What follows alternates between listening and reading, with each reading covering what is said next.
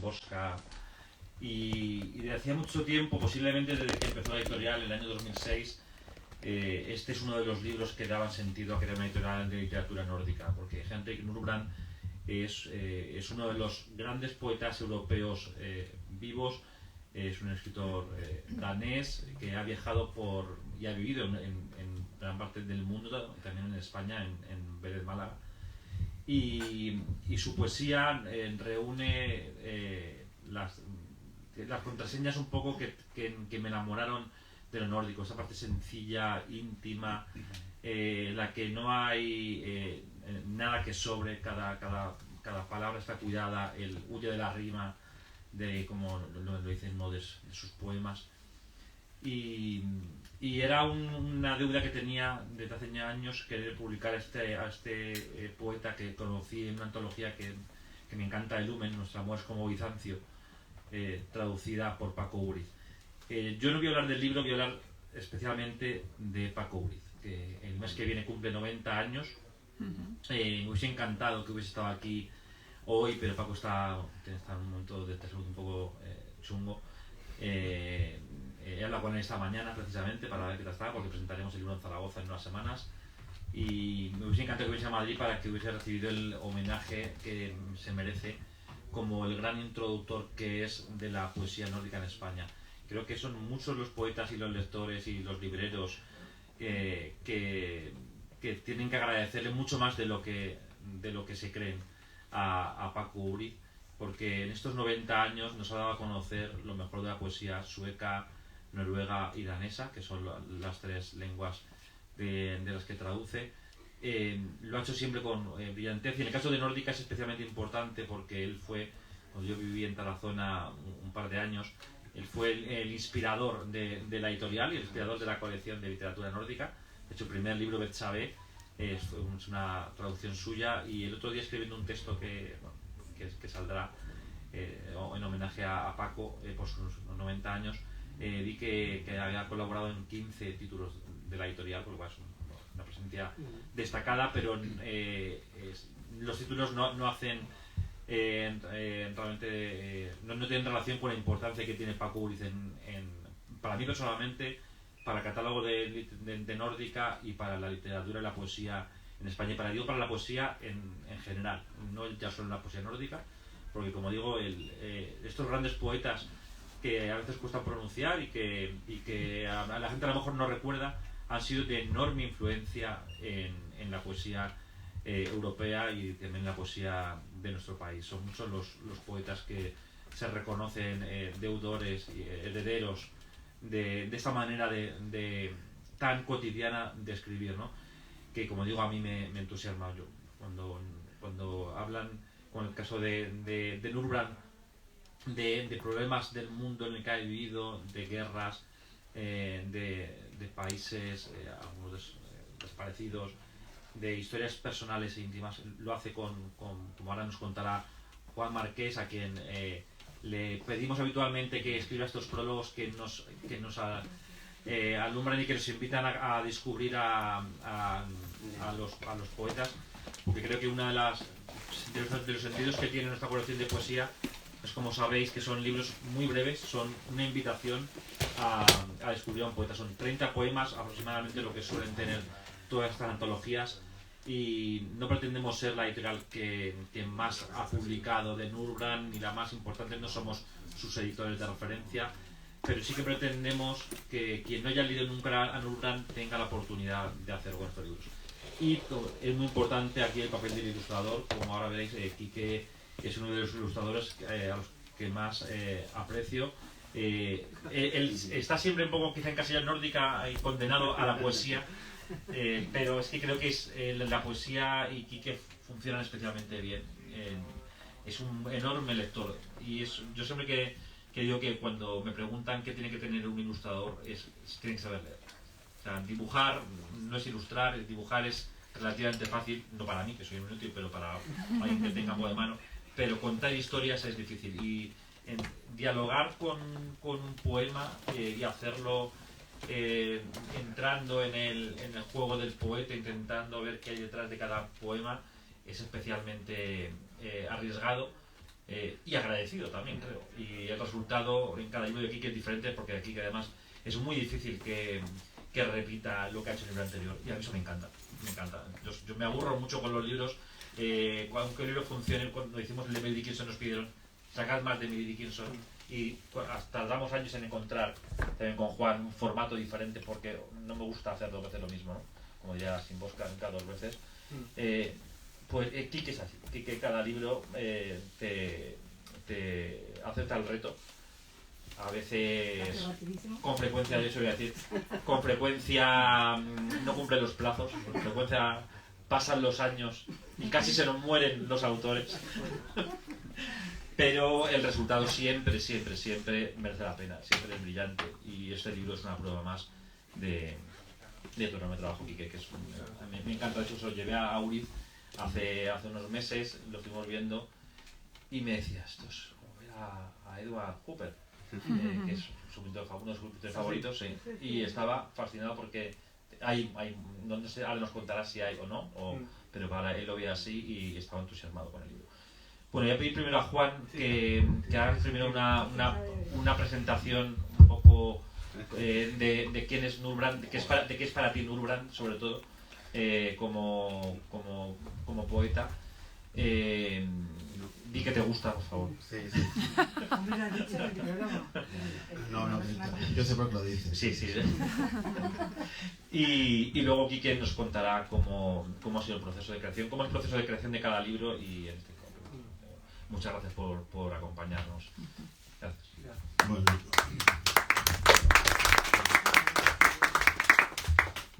Bueno, yo soy muy indócil y la verdad es que sí, algo diré sobre el autor, pero sí, yo es que venía un poco preparado para hablar de Uris, para hablar de Nórdica y para hablar de Quique, ¿no? O sea, que menos mal que no había habido Nurbrand, porque se hubiera quedado el hombre totalmente marginado y decir, bueno, algo tengo que ver con el libro, ¿no? Pero sí, dejadme decir un par de cosas sobre... No por la duración, yo no trabajo para Nórdica una vez cada 2 años, pero no solo uno. No.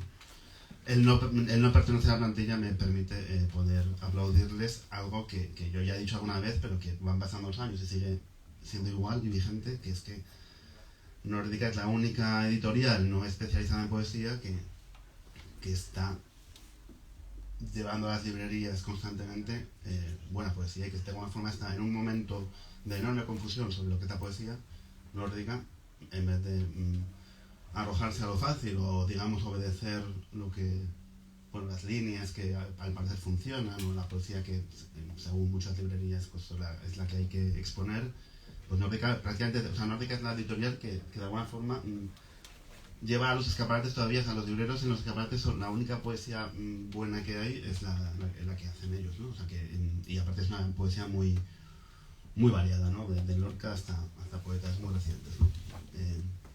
Bueno, eso he dicho. Claro, Quique, todos los libros son diferentes porque tiene negros y le va encargando cada libro a un alumno suyo, entonces por eso, pero eso ya lo contará después.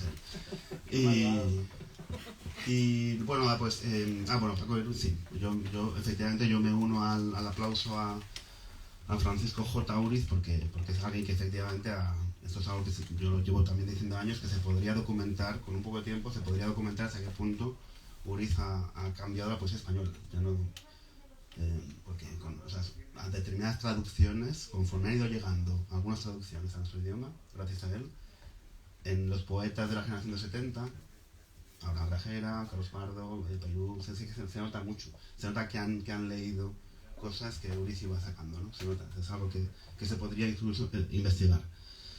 Y uno de ellos, efectivamente, una antología que efectivamente, pues, sin exagerar mucho, conmocionó, ¿no?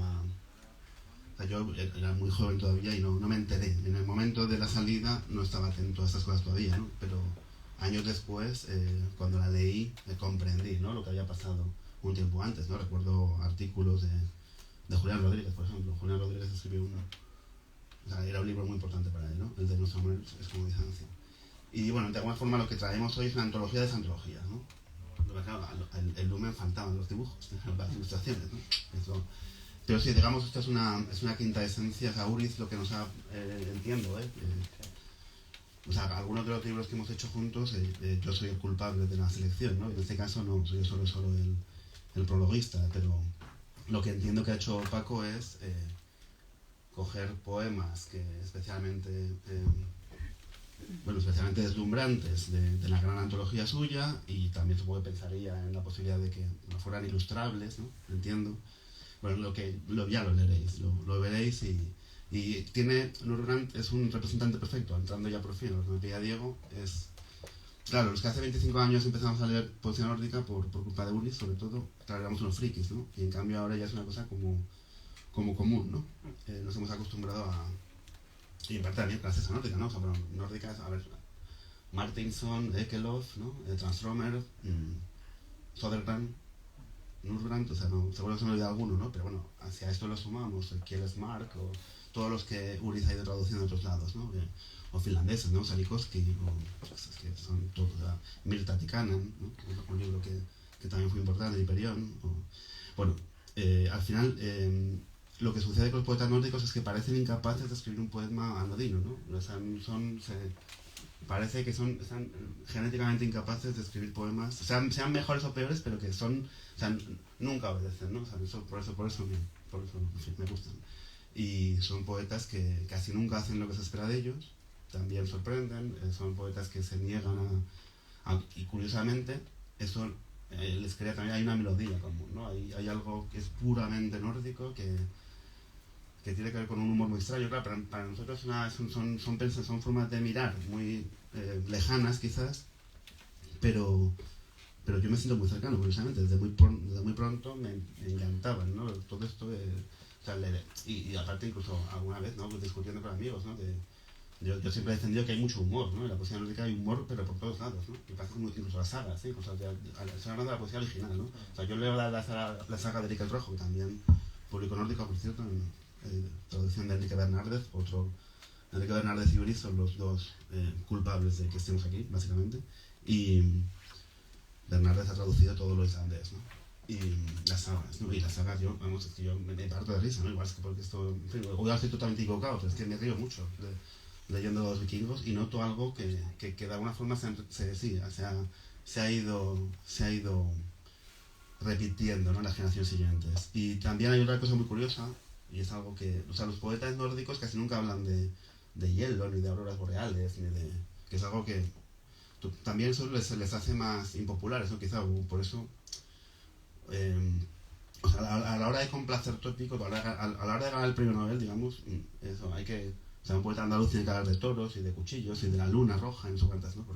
Y de alguna forma complacer tópicos, como Almodóvar, ¿no? Almodóvar tiene que... ¿Por qué gusta tanto Almodóvar? Pues porque de alguna forma complace tópicos sobre España, ¿no? Entonces, por eso, de alguna forma, mira, nos está explicando algo, ¿no?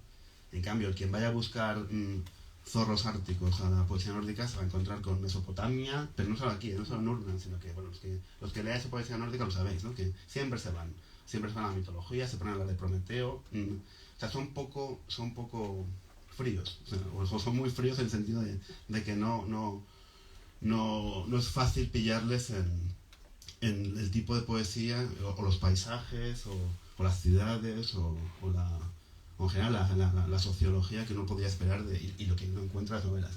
En las novelas de los nórdicos sí que... Tampoco tanto, ¿no? Porque la famosa novela nórdica, por ejemplo, ya sabéis que en Islandia hay un asesinato cada año y medio, y, joder, leyendo novela negra islandesa parece que mueren descuartizados cada mañana 5 personas, ¿no? O sea que también la novela negra islandesa tampoco es que obedezca mucho a la realidad, ¿no? Pero que es verdad que en la novela sí que hemos leído, digamos, quien quiera digamos, familiarizarse con la calle noruega y el día a día de Helsinki, pues sí, en las novelas lo encuentra, ¿no? En los poetas no tanto, o por lo menos los poetas que se han traducido, ¿no? Seguro que hay poetas por ahí que, aparte, como sabéis, en los países escandinavos, 1 de cada 3 personas es poeta, o sea que no, se publica muchísimo, hay muchísimas subvenciones, hay muchísimas becas, hay muchas residencias, hay un enorme ecosistema que permite la creación de poesía, lo cual tampoco estoy seguro que sea bueno, ¿no? Dicho sea de paso, ¿no? Y nada, bueno, esto, no sé muy bien si estoy diciendo lo que había que decir o no, pero es verdad, Nurgrant en este caso sí que, como conoce muy bien el Mediterráneo, o sea, ya entrando en esto, ¿no? Él ha vivido en Grecia, en Turquía, en Italia, en España, pero siempre en el sur, ¿no? Ahora ha vuelto a Copenhague, ¿no? Vive en Copenhague. Sí. Se ha vuelto a Copenhague hace unos años, 15, 20 años, volvió, ya para pasar la vejez, pero sí, ha pasado toda su vida fuera, ¿no? Y se nota, o sea, se nota o sea, siendo muy danés y siendo muy, creo, siendo muy obediente, instintivamente obediente a su sangre, pero, en fin, ha obedecido más a sus ojos, ¿no? Y eso también es importante, ¿no? Para distinguirlo de los otros poetas que siempre hablan sobre mitología o sobre las arenas de Libia y tal, hay que entender que Nurbrand no está hablando de la imaginación, sino que es que está, cuando habla de Santa Sofía es que la tiene delante, no es lo mismo que otros poetas de su país, ¿no? Y ya está, o sea, yo ya voy a dejar de decir cosas porque, bueno, después te pregunto por tus alumnos y cuánto les pagas, qué porcentaje de lo que te paga Diego les das a ellos y ya está. Pero di algo, perdona. Hola, buenas tardes. Bueno, la verdad es que enfrentarme a ilustrar a este autor, la verdad es que fue un reto, porque sí que es verdad que tenía la sensación de que iba a adentrarme precisamente en lo nórdico, y al contrario, pues tuve que bajar mucho a la parte más mediterránea, y aparte pues tuvo un componente muy satisfactorio, porque en este momento estaba buscando precisamente cómo iluminar, cómo trabajar con la luz, y en gran parte está muy presente, ¿no? en este libro. Decía, a la hora de ilustrar poesía, yo no sé si es difícil de explicarlo, porque parece que lo suyo sería como dejarse llevar por la poesía e inspirarse y terminar pues de alguna manera sacando nuestros símbolos más íntimos y personales. Pero curiosamente, cuando yo ilustro, y por eso cada libro un poco es diferente, yo soy muy analítico y de alguna manera cojo las ideas que aparecen en cada poema y luego en general en lo que es todo el conjunto del libro, y voy sacando elementos como muy concretos para luego poder transformarlos en imágenes. Esto dicho así parece como casi si fuese como algo muy frío, ¿no? Pero creo que es la manera más honesta de poder conectar realmente con el espectador, porque si no nos queda este punto, ¿no? De lo personal, de lo que al final yo nunca quiero tapar en ningún caso pues al autor, y en este caso pues a Paco también, pues obviamente porque han sido sus palabras las que me han llevado a hacer estas imágenes, y son un acompañamiento, no pretenden competir en ningún momento, y es importante como desconectar esa parte personal para poder hacer que el texto llegue de otra manera, ¿no? Si cogemos la portada, un poco la idea que he tenido durante todo el libro, y por eso está como presente en todo momento, es que este hombre de alguna manera transmite la sensación de que siempre le falta alguien o algo, ¿no? Y esa ruptura continua, ese anhelo, esa cosa que se pierde, pues está un poco en todas las imágenes. Luego, pues, decías, ¿no? Pues que parecía muy Hopper, ¿no? Evidentemente es una influencia mía desde que yo estudiaba, literalmente. Pero es verdad que es el libro que más se ha acercado realmente un poco a esa gráfica, y no ha sido de manera consciente. Es que me lo ha pedido los propios poemas, la idea de estar ahí, de alguna manera, imaginar que estás en ese espacio, esa luz, esa atmósfera de alguna manera mediterránea, que bueno, que si lo hemos leído, si hemos estado, ¿no? Pues cualquier verano, ¿no? En cualquier lugar de la costa, pues quería que de alguna manera se transmitiera, ¿no? En algunos momentos. Y de nuevo, una cosa que también hicimos con Dickinson, están esos interiores en contraposición a los exteriores, ¿no? Pues imágenes que son mucho más luminosas y que tienen que ver con un tipo de poesía que es diferente a esos que son interiores, que tienen esa parte mucho más no sé, como opresiva, ¿no? Y oscura, que al final también influye, ¿no? En cómo se percibe cada una de esas imágenes. De hecho, intencionadamente hay una gama de color concreta para los interiores y otra para los exteriores, sobre todo para hablar de luz y de sombra y demás. Y bueno, pues la verdad es que he disfrutado mucho también encontrando esas imágenes. Creo que si te soy sincero, es el libro del que estoy más satisfecho a día de hoy. Porque realmente lo veo bastante... O sea, me siento muy conectado con las ideas que quería transmitir. No sé si habré acertado 100% con cada una de las imágenes, pero la sensación que tengo un poco es que transmiten lo que subyace dentro de cada una de las poesías. Y no sé, desde luego siempre intento no ser muy categórico en el sentido de toda la lectura es un poco lo suficientemente abierta para que sea interpretable por cada uno, pero creo que están cerca de conseguir este. Este fue bastante complicado encontrar Es verdad que hay una cuestión con los poemas de Nuremberg, es que, y además lo mencionas en el prólogo, esa parte en la que estás leyendo y empieza a desarrollar paradojas, ¿no? Mientras estás escribiendo y tú empiezas a intentar descifrar de qué me está contando este señor.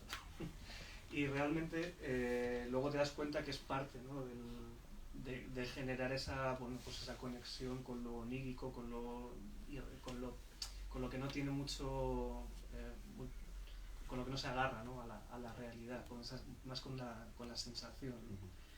Y es verdad que para sacar ciertas imágenes tuve que hacer como mucho análisis, ¿no? Como, a ver, espera, me voy a poner a apuntar cosas aquí para intentar como sacar como un poco la chicha. En ese sentido, decía, soy buen lector de poesía. Bueno, soy lector de poesía a veces cuando la leo sin dedicarle como mucho ese análisis, pero luego cuando tengo que hacer el trabajo cambio de chip, no me dejo llevar, digamos.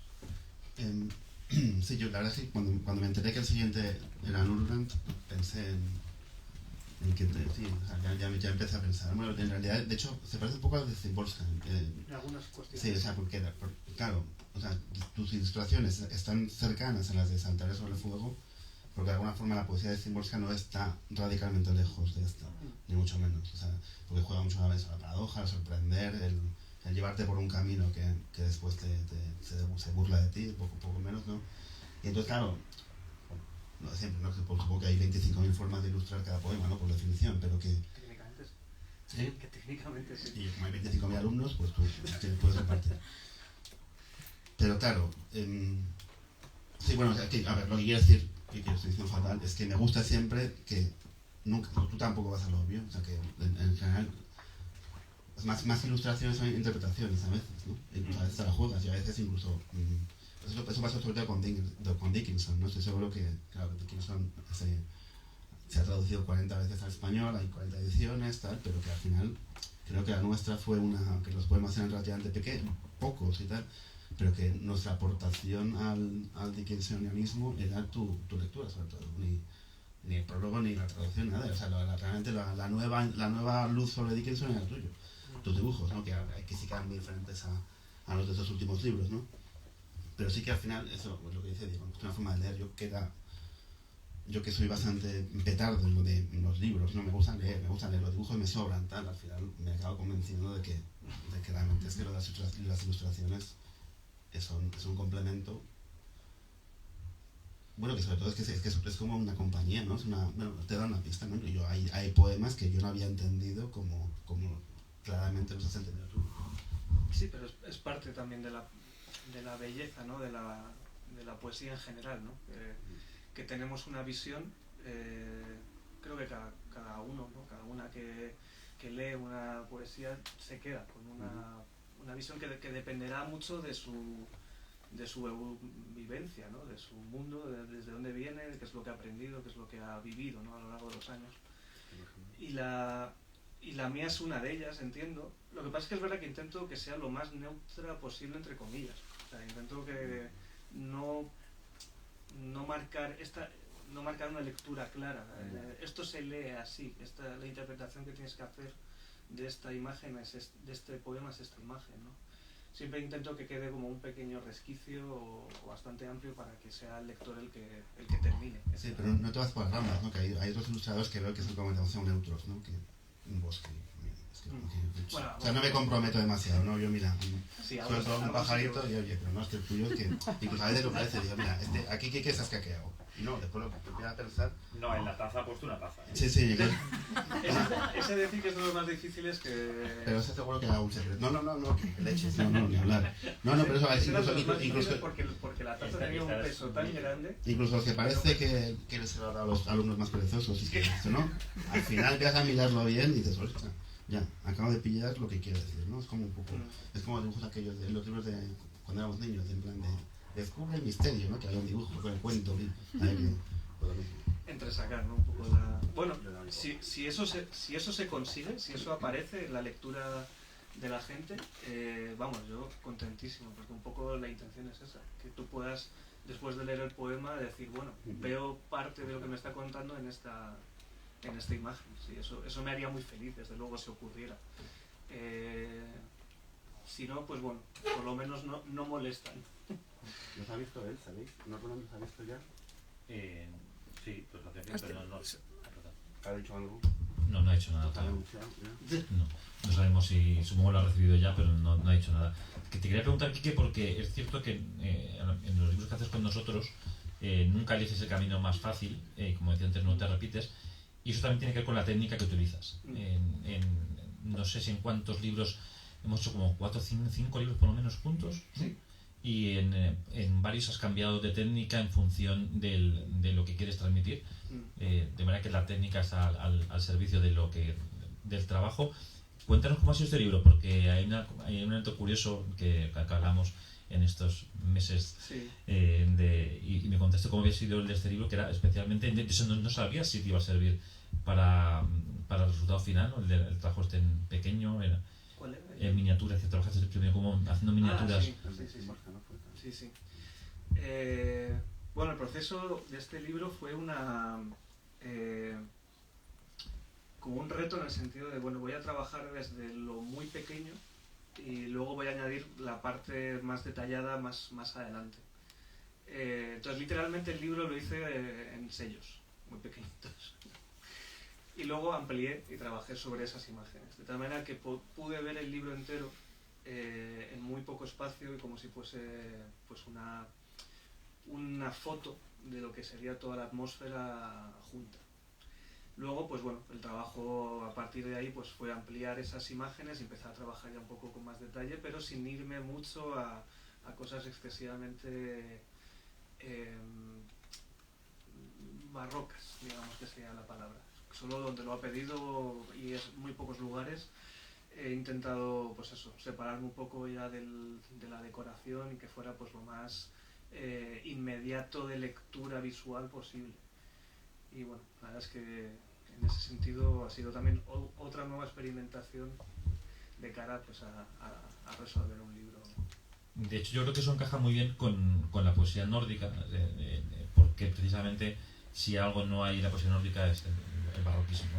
Es una poesía totalmente es sencilla, o sea, esa sencillez, ese ir a veces parece tan sencillo que nos damos cuenta que eso es lo más difícil. Y Juan, que es poeta, a mí me encanta como escribe Juan, porque creo que también tiene ese elemento de que huye de intentar que parezca algo difícil, porque pero es muy difícil conseguir eso. Realmente la sencillez expresiva en cualquier forma, que los nórdicos lo tienen todas en su pintura, en el diseño que es tan sencillo, pero al mismo tiempo es tan complicado de encontrar esa sencillez, dialoga, yo creo que está especialmente bien con la poesía de Nurra, ¿no? Posiblemente todos tus libros has encontrado en el alma del poeta. También es verdad que has tenido la suerte de Dickinson, Sin Mosca, Edgar Allan Poe, han sido muy buenos compañeros de viaje para dialogar, y ninguno te ha dicho nada de más, porque el único que está vivo es Nurbrand, y pasa de todo. Y pasa de manera que estará haciendo comida turca. Sabéis que Nurbrand, cuando vivió en Turquía, se especializó en comida turca, y de hecho tiene un libro que siempre he estado tentado de publicar, que es un manual de cocina turca, pero que está muy bien escrito. O sea, que es un libro que tiene mucha gracia. Y bueno, lo que no sé si se entendería bien aquí, o en nórdica, un libro de cocina turca. Primero hay que descubrir a Nurbrand poeta. Sí, está muy bien.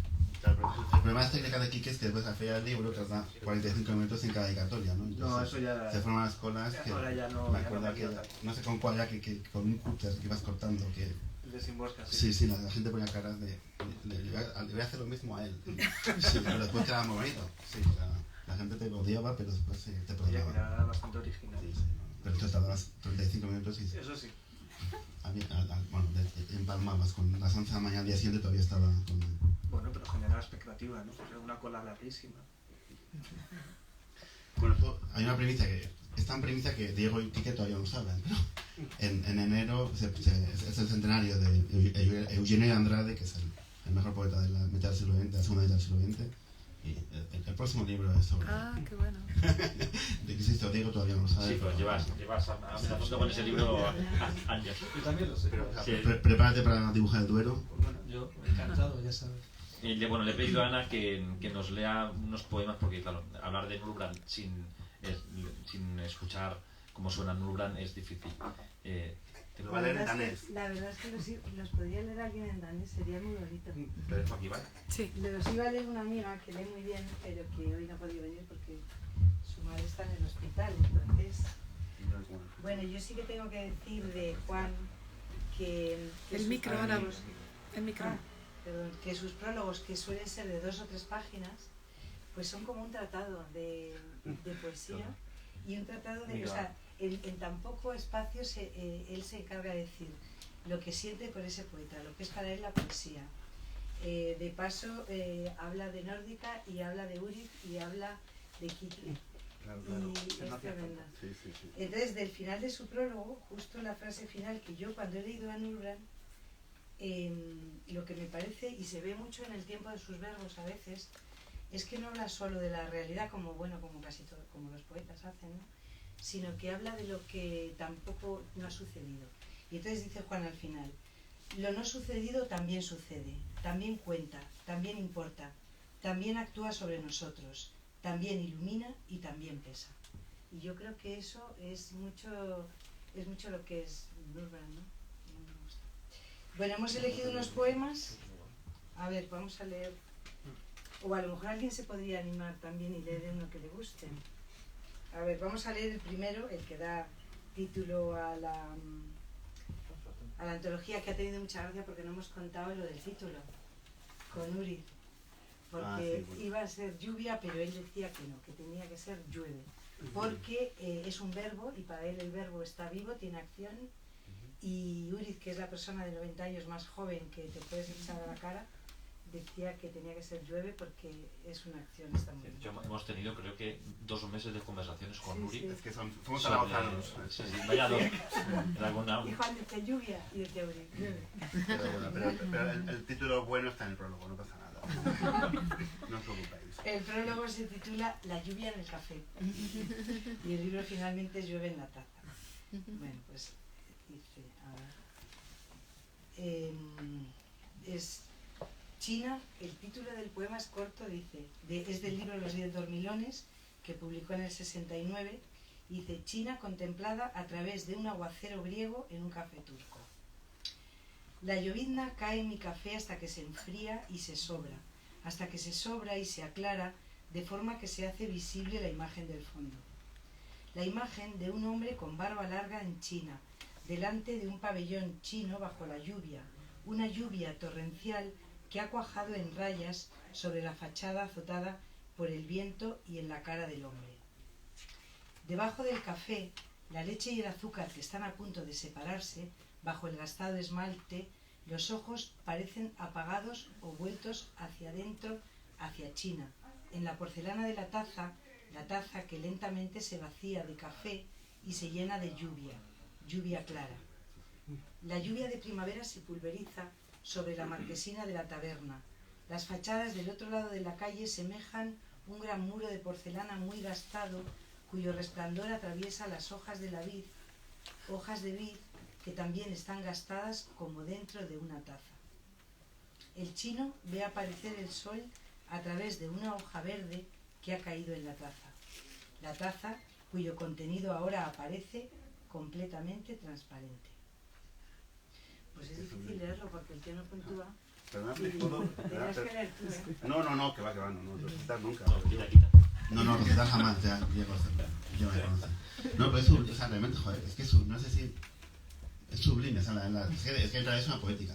Eso es lo que Nurban piensa de literatura es eso, básicamente. Es una persona que está tomando un café a la intemperie, empieza a llover con violencia y claro, cada vez hay más lluvia y menos café en la taza.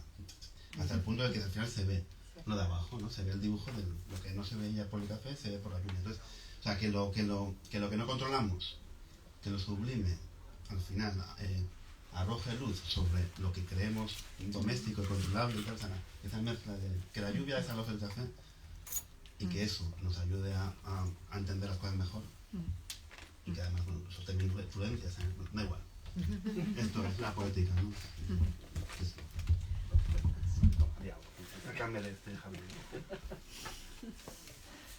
Y otro muy bonito que nos encanta es de su libro de Armenia, del 82, que dice, es también, y lo dice muy bien Juan en su prólogo, un poeta que habla muy bien del amor y de lo erótico, ¿no? de la piel, o sea, de los encuentros.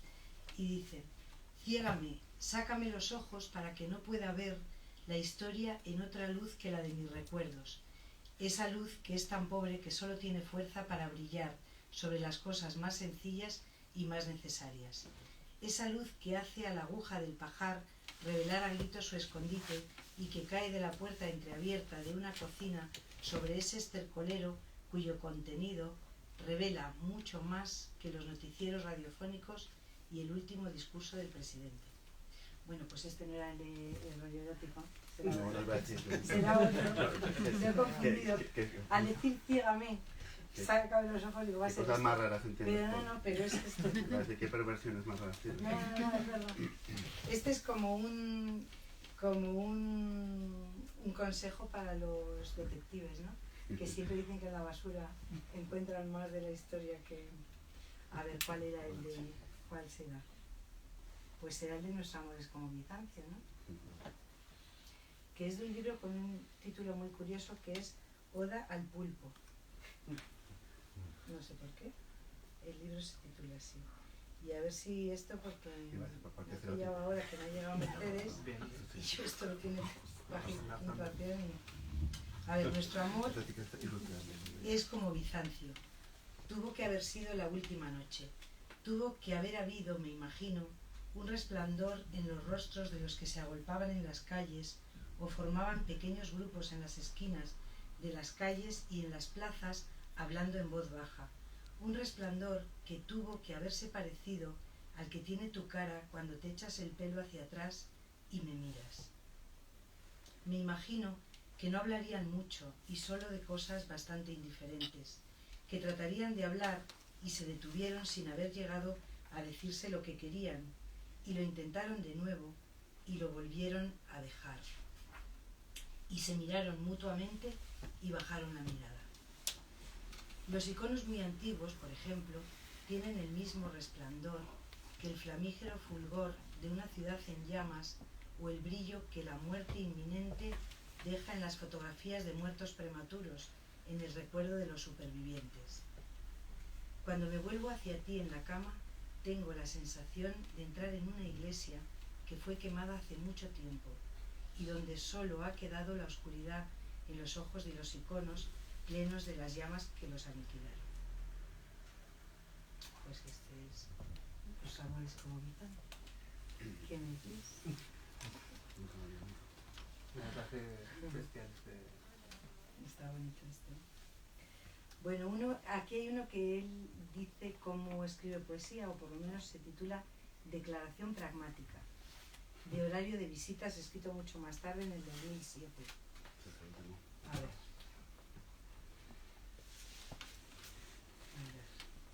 Dice: me gustaría tanto escribir un poema, aunque tuviera que ser la línea no escrita con la que comienzan todos los poemas del mundo. Y ahora ya la he escrito. Eso tiene que darles a mis palabras cierto peso. No se esperen rima, porque yo no aguanto la rima. Al contrario de la mayoría, me es difícil recordar un poema con rima, pero me sé de memoria muchísimos sin rima, entre ellos este cuando esté acabado. Las rimas se ponen zancadillas mutuamente, me parece, y puedo por ello comparar los poemas rimados con el fútbol, que a mí, al contrario que a muchos, tampoco me enloquece. ¿Qué más? Yo no aguanto el olor de las panaderías, pero me parece que huelen bien las carnicerías, aunque soy contrario a que maten animales. Y cuando más de 3 personas empiezan a pensar lo mismo, sostengo que al menos uno de ellos tiene que estar equivocado. Por eso digo, abajo la monarquía y suelten a todos los animales domésticos. Con ello ya he presentado mi programa en forma de poema sin rima. Es un programa basado en el contenido lógico de las palabras. Es un poema porque yo digo que lo es. Eso dice. Es su poesía. Están salteados estos, así como un poco... Es uno de ¿Qué? cada Lo que que son uno. un poco, como un poco más cómicos. Sí, este es más, claramente. Y luego hay uno que habla de religión y fútbol, que a los nórdicos les gusta mucho meter el fútbol, aunque no les guste. De hecho, ahora, En la hablando de literatura. poesía, está jugando el Madrid ahora. ¡Ah! Por muy sublime que sea la poesía, no Hablando de interesa tanto poesía. como... Poesía, 2-0. Está mirando mal. Escucha, Está 2-0. Sí, escucha, vale. poesía El es, penalti más banal es más sublime poesía que es el poema. perder en el último segundo. Por eso Si del hay Atlético de alguien que Madrid. entienda la referencia. Bueno, vuelve al Nobel de literatura para Simeón. Poesía es perder en el último segundo. Sobre religión y fútbol, dice, este es dificilito, ¿eh? Leche en botellas, envuelta en oscuridad matinal y nieve. ¿Cuántas veces no habré estado pensando en una dieta así, soñando con el día en que religión y fútbol y esas cosas como la idea de que la tierra es plana pertenecerían al pasado? Había tanta luz en la oscuridad de las mañanas invernales que yo después en otros lugares vi que era real, que esas ideas surgieron por sí mismas. Por eso a mí me ponía simplemente melancólico esta sensación de que yo había calado todo y hasta de alguna manera un poco envidioso de los que jugaban al fútbol los domingos y parecían divertirse con ello. Imagínate, por ejemplo, el macizo de lilos entre el campo de fútbol y las vías del tren. Yo sabía que era real, pero tenía que rechazarlo porque pertenecía a un mundo que permitía a una cosa como el fútbol ser parte de él. La luz en los ramilletes de lilas me hizo ansiar con tal fuerza un macizo verdadero y una luz real, un cielo muy alto, tanto que me derrumbé allí en la pendiente. Cartón, me dije a mí mismo, joder, si todo eso no es más que cartón, mientras pedaleaba desesperadamente en la noche de verano. También porque mi profesor de religión era un sacerdote marxista que no sabía hablar de otra cosa que no fuese fútbol, me imaginaba el mundo como un gran modelo mecano, la imitación más barata posible de una idea perdida sobre el mundo, un móvil de cartón colgando en un vacío. Y así fue exactamente. Con el tiempo cambiaron las botellas de leche por cartones, la religión por terapia y nuevas formas de deporte, y el sacerdote por un pedagogo. Pero cuando ahora recuerdo el sonido de la nieve en el vidrio de las botellas de leche, en la oscuridad, voy comprendiendo poco a poco por qué yo, a pesar de todo, no me dejé morir en los montones de nieve sucia a la puerta de la escuela. Pues esto es una gran... Muchas gracias.